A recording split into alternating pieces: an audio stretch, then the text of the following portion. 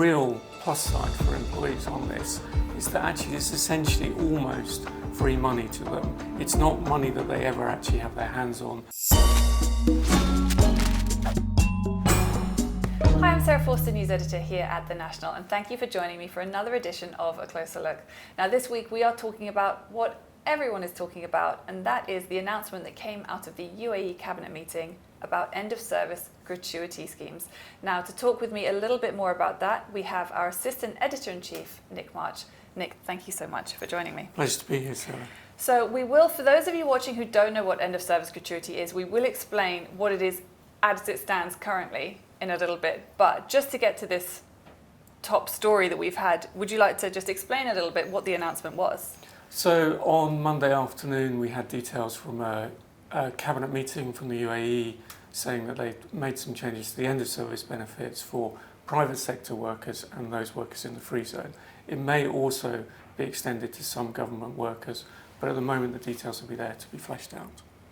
That's right. So the way it stands at the moment is, for as long as you're working for a company, after 1 year you start accruing money, don't you? So say you're there for 5 years. For 4 of those years, you will earn something like 28 days salary per year that you were there. And so when you leave, you get that just as a lump sum, is that right? That's right. The easiest way to look at this actually is if you go to our website on our business landing page, there is something called a gratuity calculator or end of service calculator. Every employee is entitled to an end of service payment after they've been in continuous service at a company for 12 months. It accrues over time. Once they have been at a company for more than 5 years, they're entitled to a slightly larger payment.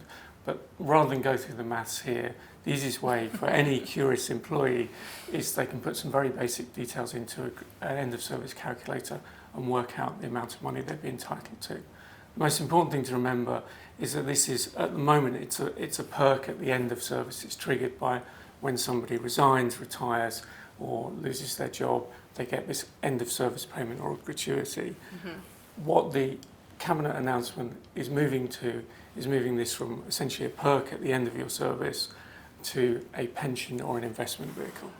That's right, because I know a lot of my friends back home, when they ask about life out here, they say, do you have pensions? And I say, well, no, but we do get this lump sum when you finish your job that is sort of free for you to do with as you please.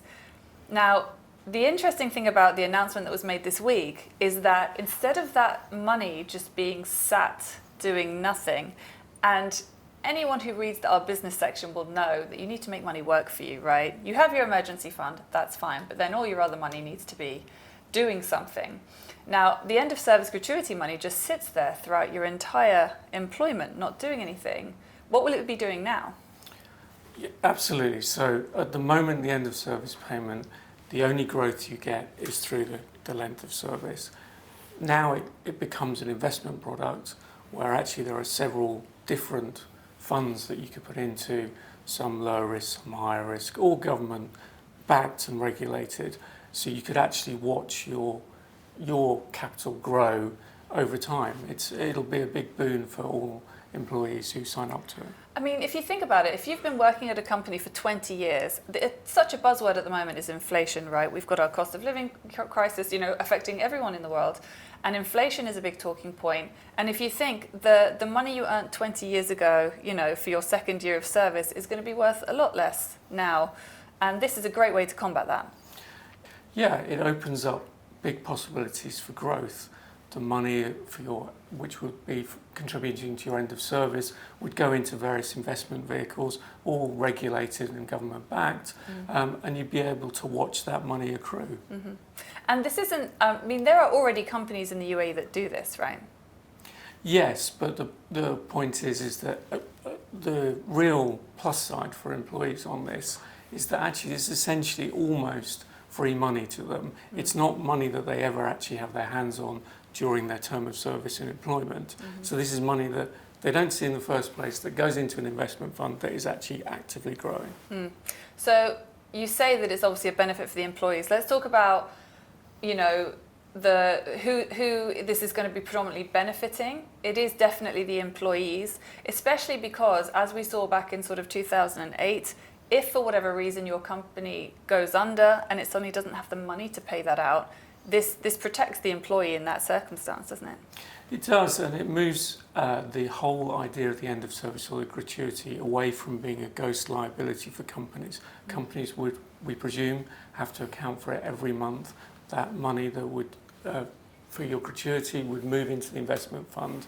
So actually it takes it kind of away from the companies worrying about, well, if all employees suddenly resigned at the same time, they'd have this big lump sum to pay out all in one go.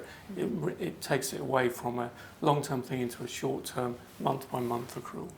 That's great. And so are there any, I mean, we've talked about the winners, are there any losers in this equation?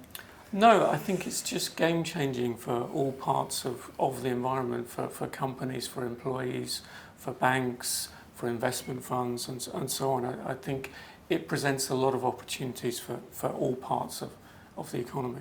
I do think it is going to certainly force employers to be a lot more responsible with the way they handle their money, rather than thinking we'll have a little bit put to one side in case people resign.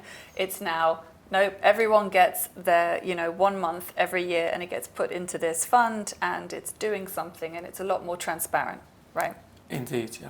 So, big question. Do we have to do this? Is it voluntary? What's the situation like at the moment? The details from the Cabinet meeting on Monday suggest that it will be a voluntary sign-up, but you can only imagine once it does get introduced, there'll be lots of interest in it, and I'm sure there'll be a high take-up. I think there will be. All right, thank you so much for joining me, Nick. Thank you, Sarah.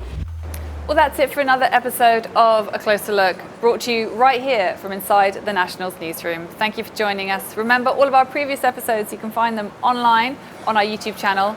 And if you have any suggestions for a future episode, you can leave your comment in the box below.